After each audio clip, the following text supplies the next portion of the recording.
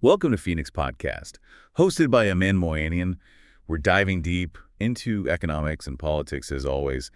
And today we're tackling a question that might seem a little bit provocative. Are we hardwired to resist capitalism? I mean, is it even possible that something so fundamental to how we live today could clash with our very nature? It's a question that more and more thinkers are starting to ask, especially when you look at it from an evolutionary perspective. Our brains, after all, developed over millions of years in a completely different environment than the one we live in now. Yeah, when you put it that way, I guess it does make you wonder. I mean, we're talking hunter-gatherer tribes versus globalized markets. Talk about a mismatch. Right, and that's exactly the point that Peter Foster makes in his work. He says we are Pleistocene hunter-gatherers thrust into a modern market economy. So it makes sense if there's some friction there. Some of our deepest instincts might not be so well suited to the way we do things now. Okay, so let's break that down a bit. What are some of the key differences between that tribal existence and the market-based world that we live in? Well, think about it. In a tribal society, economic activity is really all about survival. Right. It's directly tied to meeting the basic needs of the group.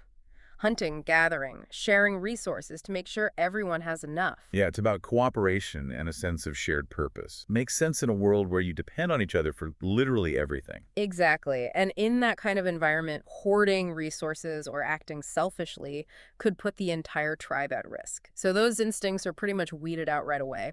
The focus is on fairness and ensuring the collective well-being. Okay, so then how does that contrast with a market economy, where it seems like individual ambition and competition are kind of the driving forces? Well, in a market economy, you have a much more complex system. Specialization, division of labor, individuals pursuing their own interests.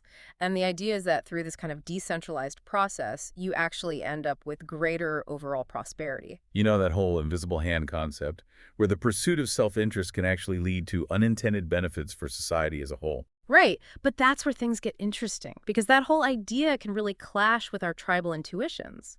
Our brains are wired to see economic activity as a zero-sum game, meaning that if someone's gaining, someone else must be losing.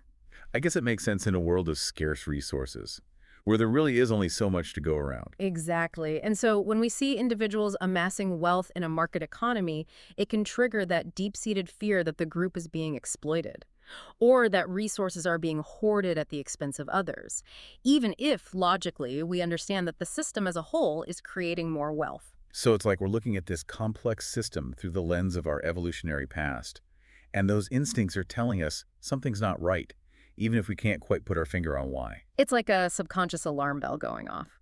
But it's not just about fairness either. Another key instinct that shaped us in that tribal environment is risk avoidance. Oh yeah, because in that kind of setting, taking unnecessary risks could mean starvation for you and your entire family. Exactly. But here's the thing. In a market economy, risk-taking is essential for innovation and growth. Entrepreneurs need to take leaps of faith. Investors have to be willing to bet on new ideas.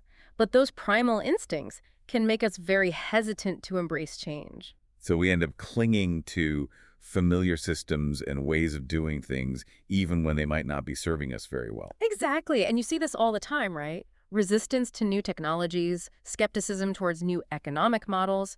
It's like that tribal fear of the unknown holding us back. That makes a lot of sense. And, it also makes me think about the whole issue of status. I mean, in a tribal society, status is really about survival.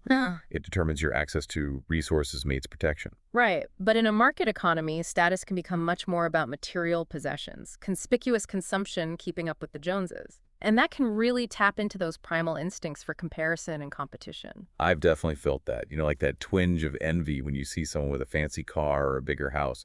Even though logically, it doesn't actually affect your life in any way. Exactly. It's like our brains are constantly trying to assess our place in the hierarchy, even when the hierarchy itself is much more fluid and complex than it was in a tribal setting. So it seems like we're caught in this fascinating dilemma.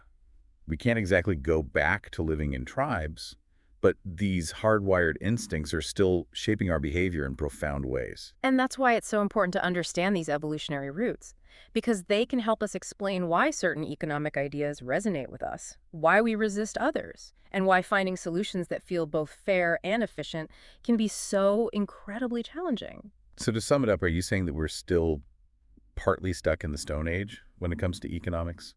Maybe not literally, but those primal instincts are definitely still in play, shaping our perceptions, our decisions, even our political ideologies. So it's less about rejecting capitalism altogether and more about recognizing these deep-seated psychological forces that are at work. Exactly, because if we can understand them, maybe we can design economic systems that are more aligned with our evolved psychology, systems that foster not just prosperity, but a sense of shared purpose and well-being. And on that note, here's a final thought for our listeners. If our desire for fairness and our aversion to risk are so deeply ingrained, could those instincts actually be harnessed to promote more sustainable and equitable economic models? Something to ponder. Thanks for joining us for this deep dive. Thanks for having me.